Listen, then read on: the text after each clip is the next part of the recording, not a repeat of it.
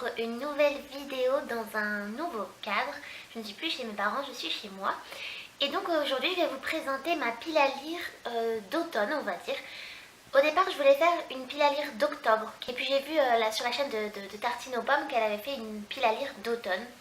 Et donc je me suis dit que ce serait plus raisonnable de me baser sur les mois d'octobre et de novembre pour lire tout ça, que seulement sur octobre. J'étais un petit peu optimiste. J'ai donc sélectionné 7 livres. Et bon, je ne suis pas sûre de tous les lire, mais c'est quand même un objectif d'en lire au moins la moitié, autour de 5-6, ce serait vraiment déjà super. Donc c'est parti pour vous présenter donc mes lectures des 2 prochains mois qui arrivent. Tout d'abord, je voudrais lire le tome 2 et le tome 3 des désastreuses aventures des orphelins Baudelaire de Lemony Snicket que j'ai personnellement dans la collection Nathan Poche. En fait, c'est un petit challenge que je me suis lancé. Comme il y a une série qui va sortir, donc adaptée de ces romans, je crois que les premiers épisodes sortent en janvier. Et en fait, je n'ai jamais terminé cette série. Je crois que j'ai lu les 12 tomes et pas le 13e ou quelque chose comme ça. Et comme j'avais beaucoup aimé, je voulais les relire. Donc j'ai commencé le mois dernier et je me suis dit si j'arrivais à en lire 2 par mois, les 13, je pourrais les finir en environ 6 mois. Enfin voilà, c'est un petit objectif. Et donc ce mois-ci, j'aimerais lire le tome 2 qui s'appelle Le laboratoire au serpent et le tome 3, Ouragan sur le lac. Pour ceux qui n'auraient jamais entendu parler des orphelins Baudelaire, c'est l'histoire de Violette, Klaus et Prunny, des frères et sœurs qui ont perdu leurs parents dans un terrible incendie, l'incendie de leur maison. Donc ils ont perdu leur maison et leurs parents. Et ils vont malheureusement être confiés à des parents éloignés en attendant que Violette ait 18 ans. Dans le premier tome, ils sont confiés au sinistre comte Olaf, qui ne veut qu'une chose, c'est avoir la fortune des orphelins et donc trouver une combine pour récupérer leur argent. Dans ce tome, les orphelins sont confiés à un herpétologue, donc c'est un spécialiste des serpents, l'oncle Monty. Et dans celui-ci, ils sont confiés à tante Agrippine, je crois, qui habite dans une maison près d'un lac. Malheureusement, comme d'habitude, le sort s'acharne sur les orphelins Baudelaire et le comte Olaf n'est jamais très loin. Ensuite, dans ma pile à lire d'automne, il y a également Miss Peregrine et les enfants particuliers de Ransom Riggs, publié chez Bayard. J'adore cette édition, elle est vraiment magnifique. Bon, alors vous avez tous entendu parler de Miss Peregrine parce que ça a été un grand succès au niveau de la littérature jeunesse, mais aussi parce qu'il y a le film, donc l'adaptation de Tim Burton, qui a dû sortir la semaine dernière, enfin ce mois-ci. Au départ, j'avais prévu de lire le livre pour pouvoir voir le film en ayant lu le livre, parce que j'aime pas voir les films avant d'avoir lu les livres. Et comme vous avez pu le voir, je ne l'ai pas fait. Du coup, je vais le lire, j'espère, ce mois-ci ou en novembre. Et puis j'attendrai pour voir le film, d'avoir un petit peu oublié les détails, pour pouvoir profiter de l'adaptation de Tim Burton. Pour ceux qui n'en auraient jamais entendu parler, c'est l'histoire de Jacob. Donc c'est un jeune d'environ 16 ans qui a toujours écouté les histoires de son grand-père, qui a vécu pendant la Seconde Guerre mondiale, enfin qui était enfant pendant la Seconde Guerre mondiale, et qui lui a raconté des histoires autour d'une île et d'une sorte de pensionnat où il était petit, avec des enfants qui avaient des dons particuliers. Et au départ, bon, Jacob, voilà, il y croit parce que c'est un enfant et qu'il aime bien écouter son grand-père raconter des histoires. Et puis, son grand-père va mourir dans d'étranges circonstances. Et ça va amener Jacob à enquêter sur cette île et sur ses enfants en particulier et sur Miss Peregrine et tout ça.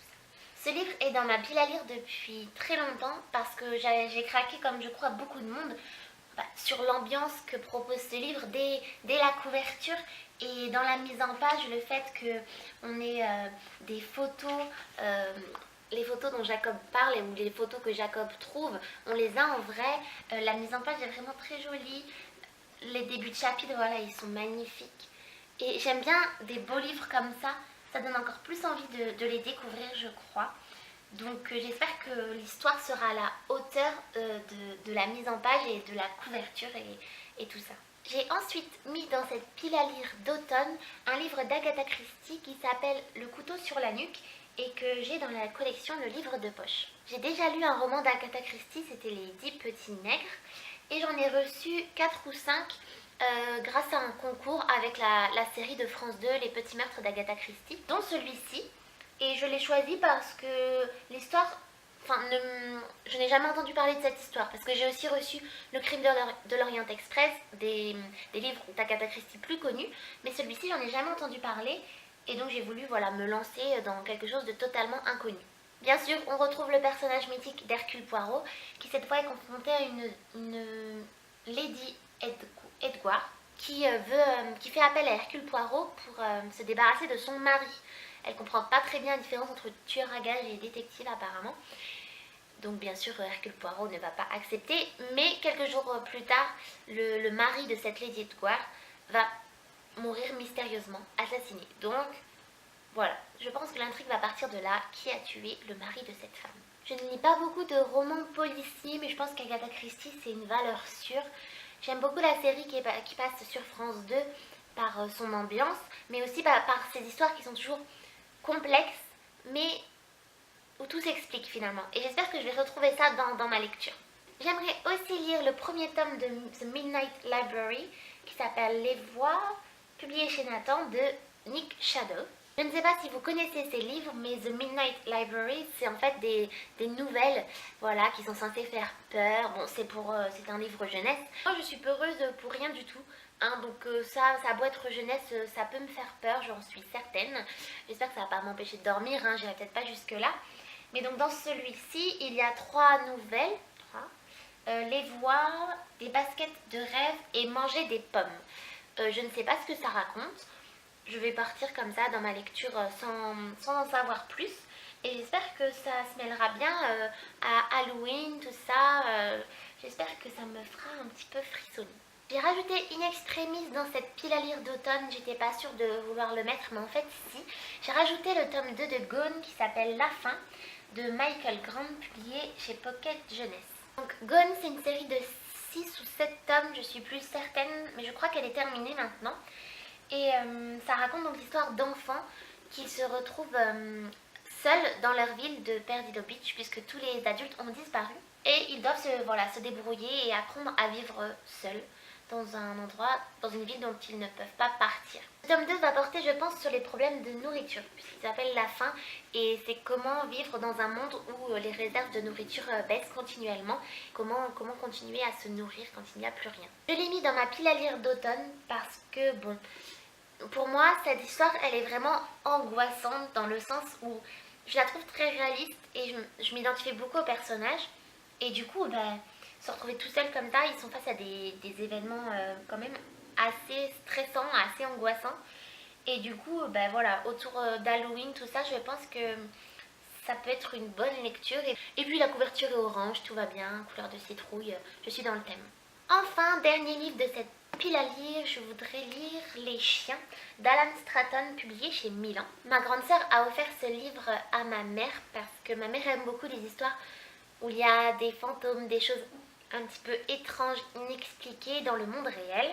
Et donc là, c'est l'histoire de Cameron qui se cache dans une vieille ferme pour échapper à son père. Mais apparemment, il sent comme une présence.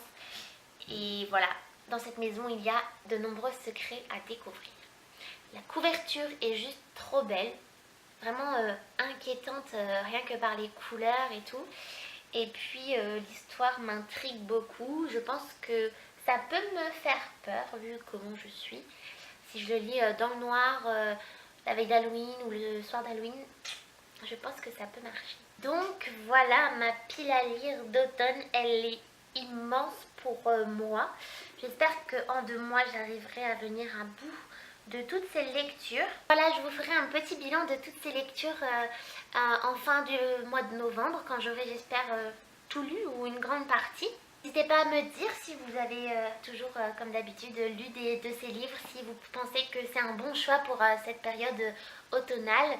Si vous aussi, vous êtes fait une petite pile à lire autour du thème d'Halloween ou d'autres choses d'ailleurs. Hein. L'automne, ça peut représenter plein de choses différentes suivant les personnes. Moi, je me suis basée voilà, sur des trucs un petit peu mystérieux, mais vous avez pu aussi choisir de toute autre lecture. En tout cas, on se retrouve très vite pour de nouvelles vidéos. Je vous souhaite un très très bon mois d'octobre et à bientôt!